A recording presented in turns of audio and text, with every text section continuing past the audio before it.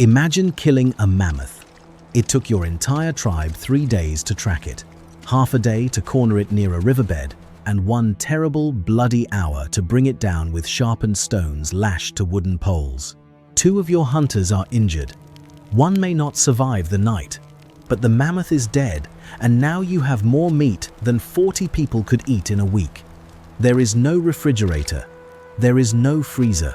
There is no plastic wrap, no vacuum seal, no corner store where you can buy more when this runs out.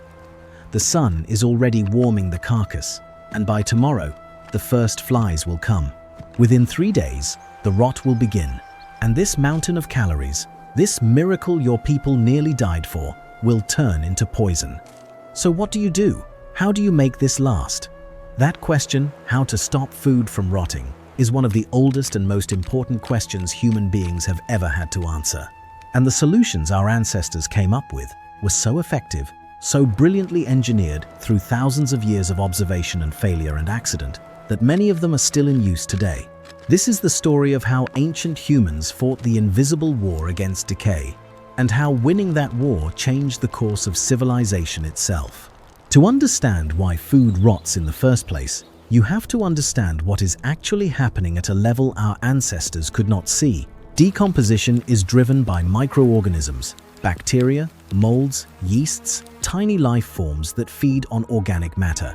They break down proteins, fats, and carbohydrates, and in doing so, they produce waste products that we experience as foul smells, slimy textures, and dangerous toxins. These microorganisms need a few basic things to thrive. They need moisture, they need warmth, they need oxygen, at least most of them do, and they need time. Every single method of food preservation that humans have ever invented works by attacking one or more of those 4 conditions. Remove the water, and bacteria cannot grow. Remove the heat, and their activity slows to a crawl.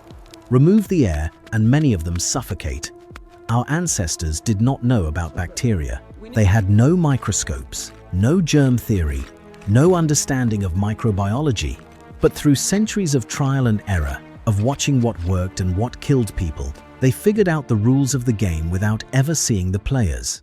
The oldest and most universal method of food preservation is drying. It is so simple, so intuitive, that it almost certainly predates modern humans entirely.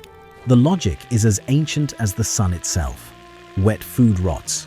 Dry food does not. Somewhere tens of thousands of years ago, a piece of meat left on a hot rock in the sun did not go bad. Someone noticed, someone remembered, and a technology was born. Drying works because microorganisms need water to survive and reproduce.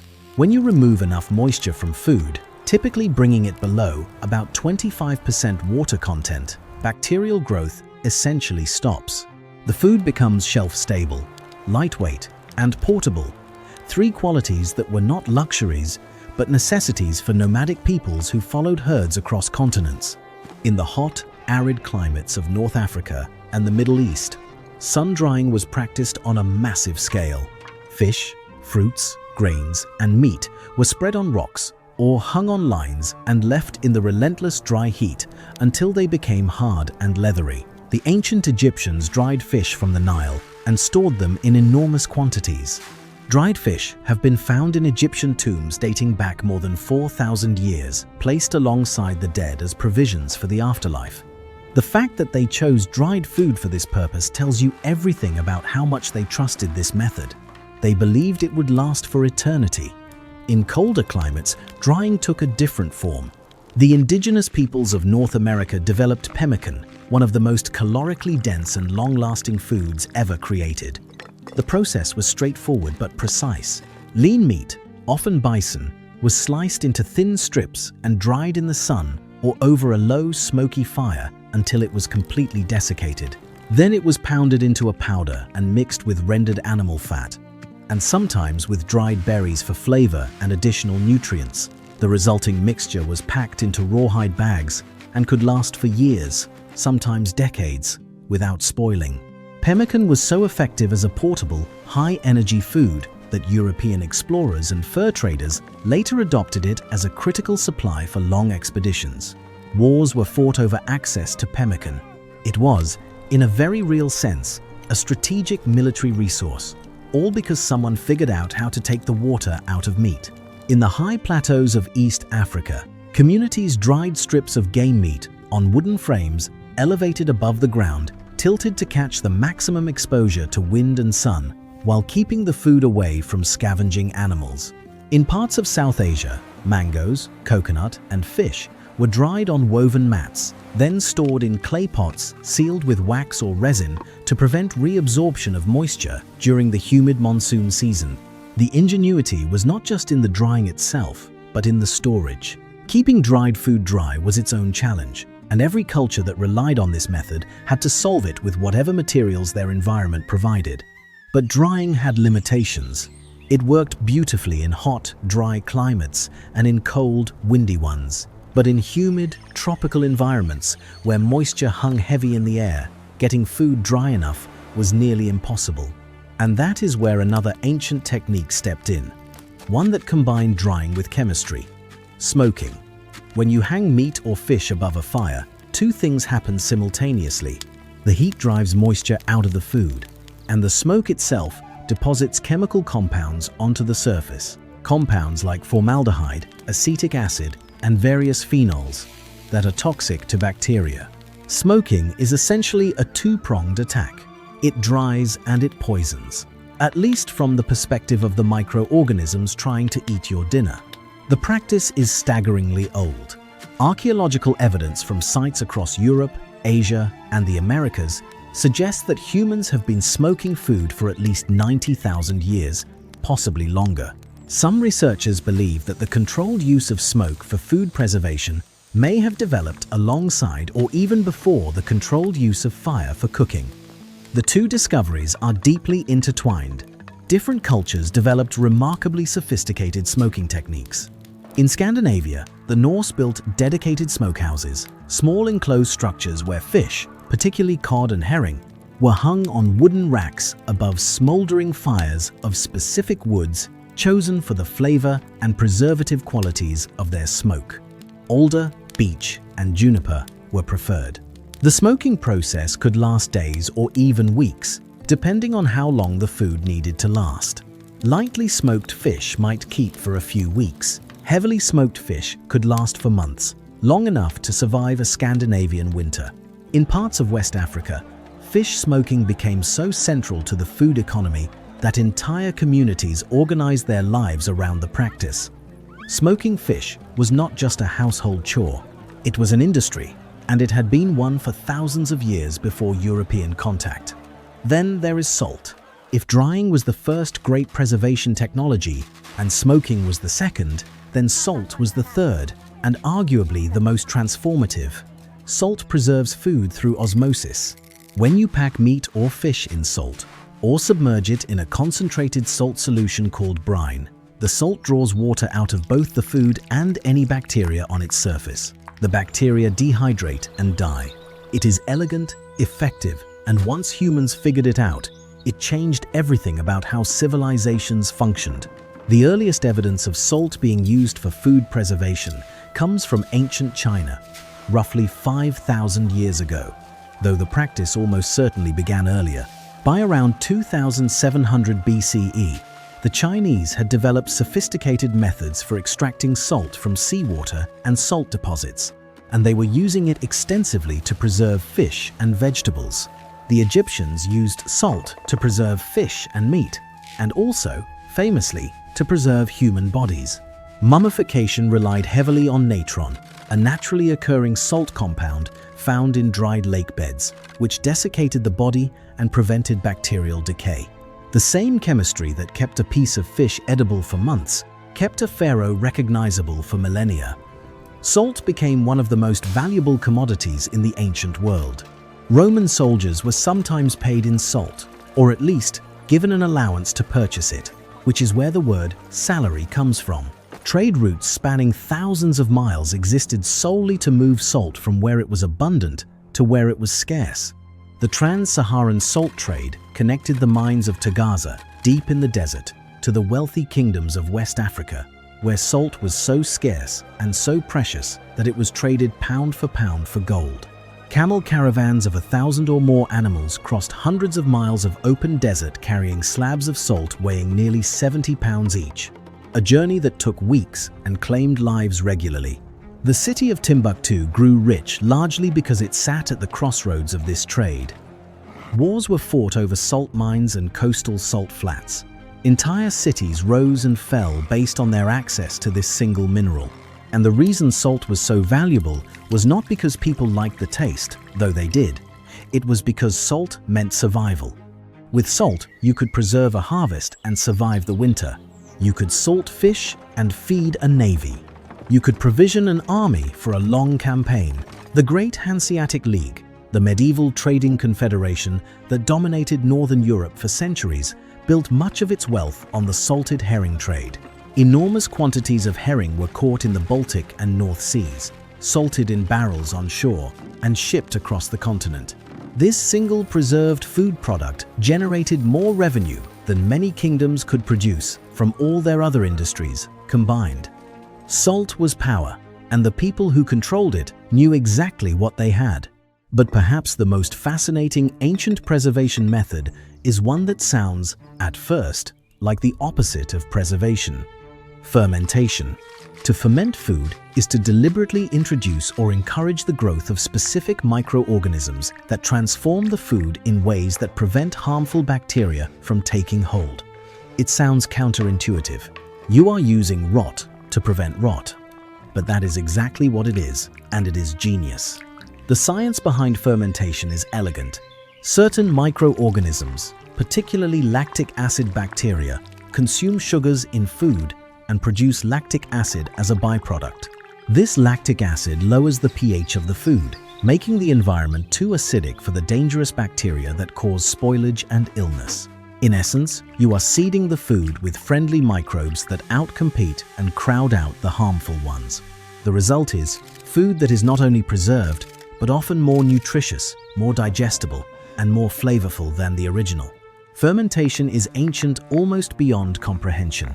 The earliest evidence of intentional fermentation dates back roughly 13,000 years to a site in present-day Israel where archaeologists discovered stone vessels containing residues of a fermented wheat and barley beverage, essentially an ancient beer.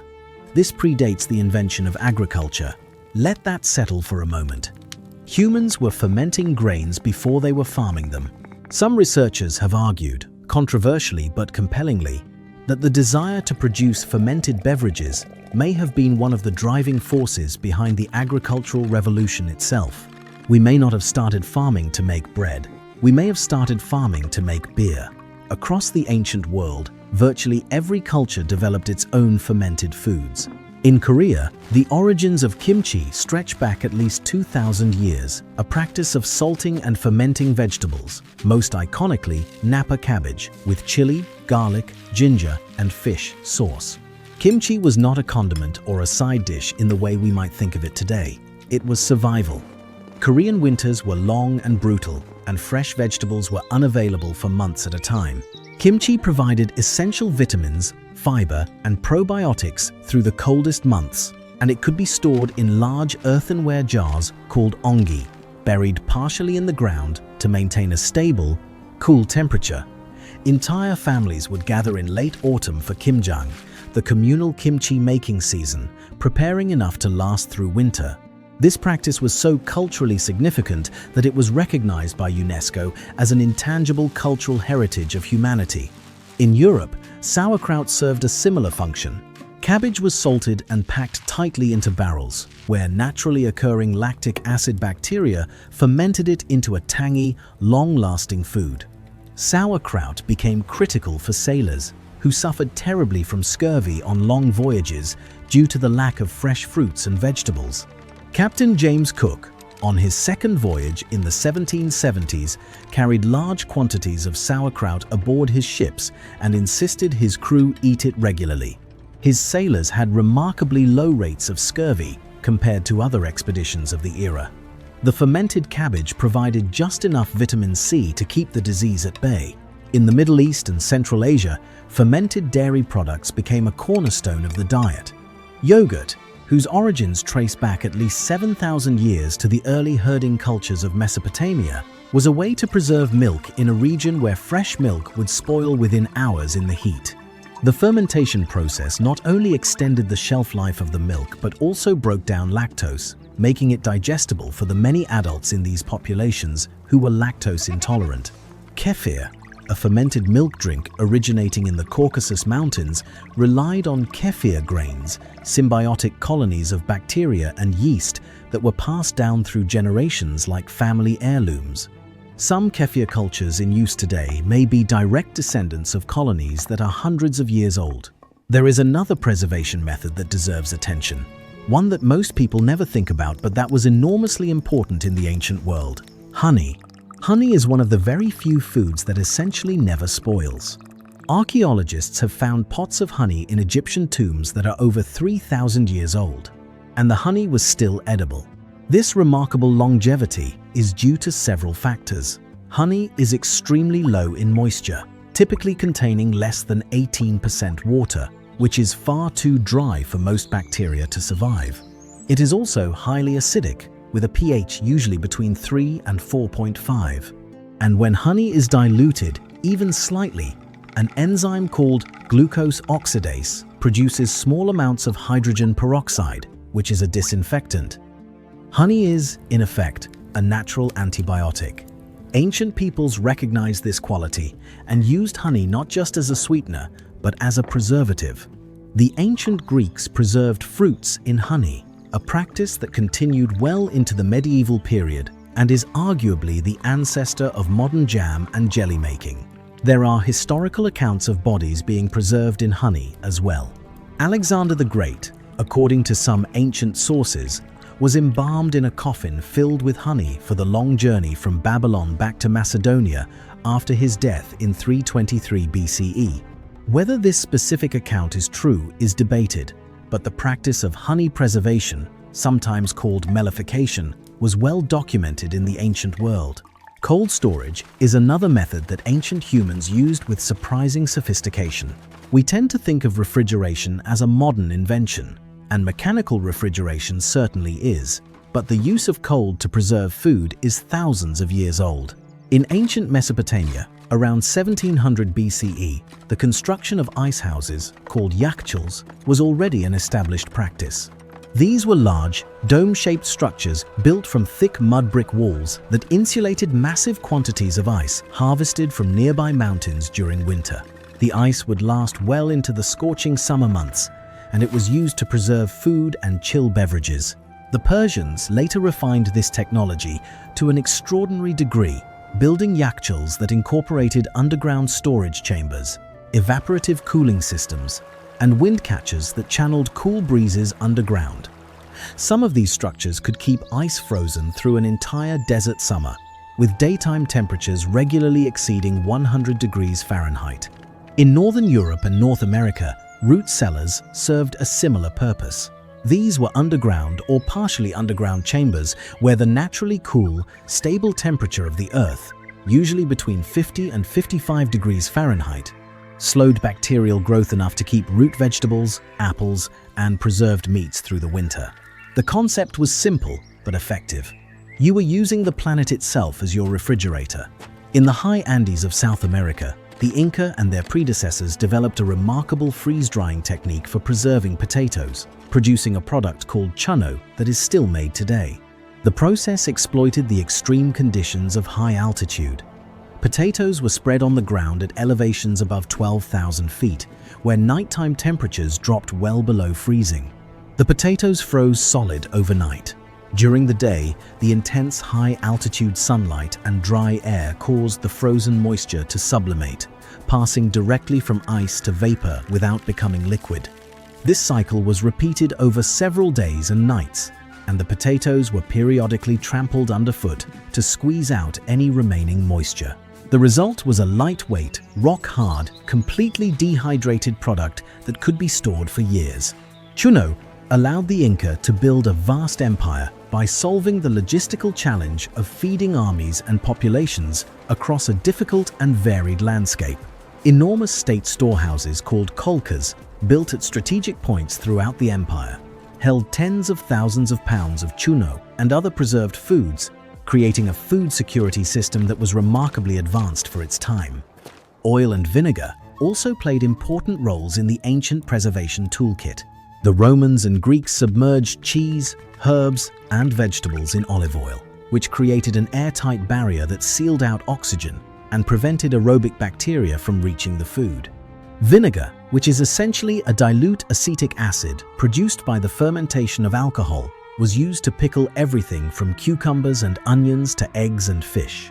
The acidity of vinegar drops the pH of food low enough to inhibit most harmful bacteria, and the practice of pickling in vinegar or acidic brines was widespread across the Mediterranean, the Middle East, and South Asia thousands of years ago. There are also more unusual methods that specific cultures developed in response to their unique environments.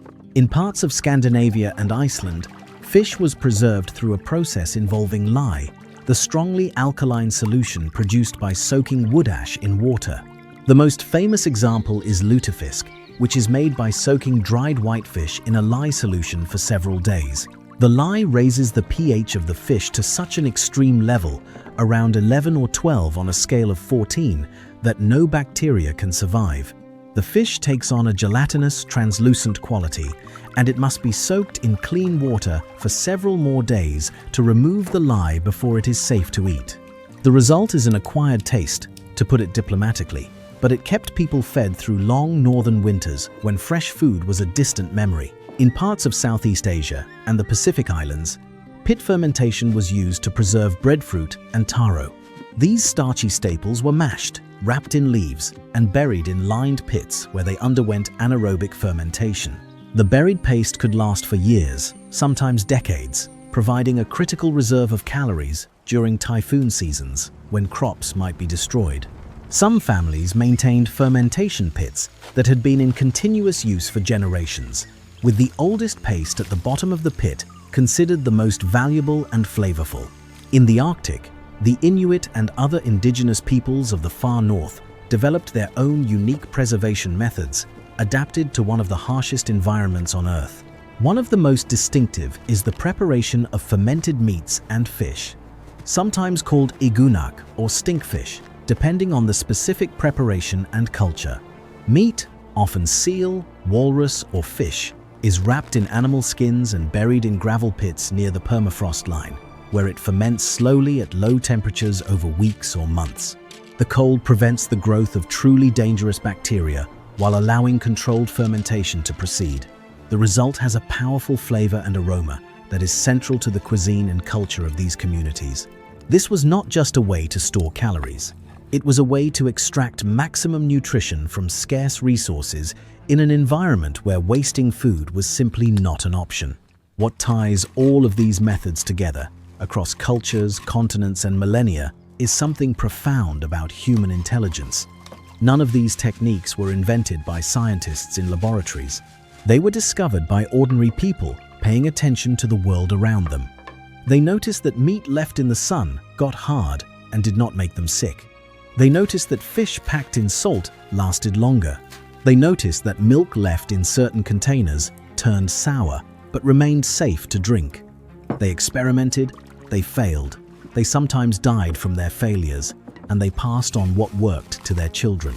Over generations, this accumulated practical knowledge became sophisticated technology that could sustain cities, provision empires, and enable the exploration of oceans.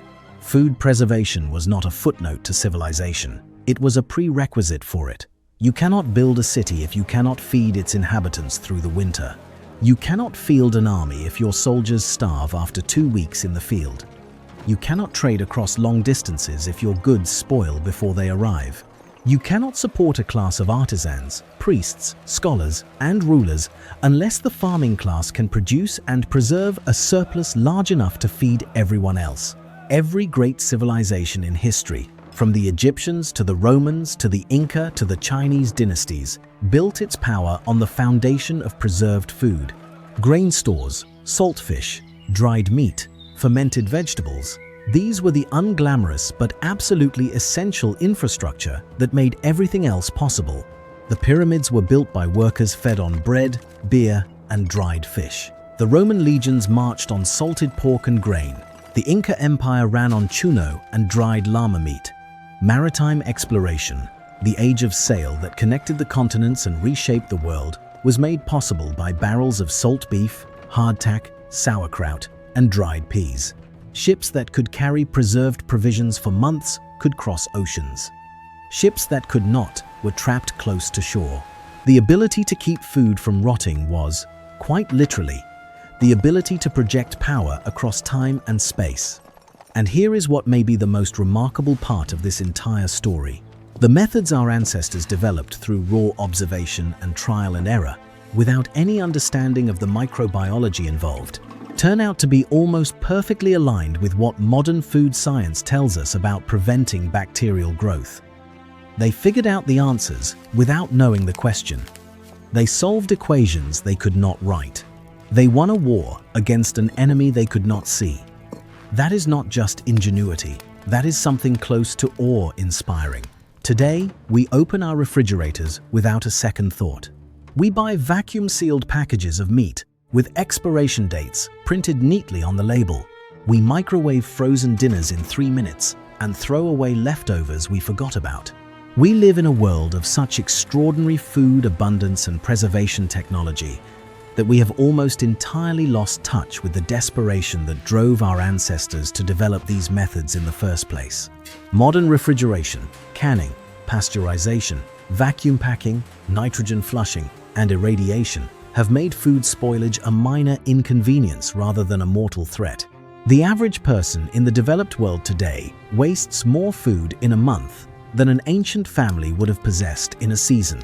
That disconnect between our abundance and their scarcity makes it all too easy to forget just how hard won our relationship with food really is.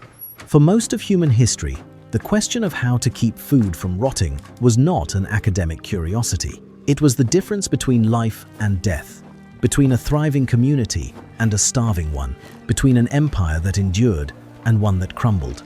The next time you eat a piece of jerky, or spread jam on toast, or enjoy a bowl of yogurt, or add sauerkraut to a sandwich, you are participating in a tradition that stretches back thousands, sometimes tens of thousands of years. You are eating food preserved by methods that were ancient when the pyramids were new.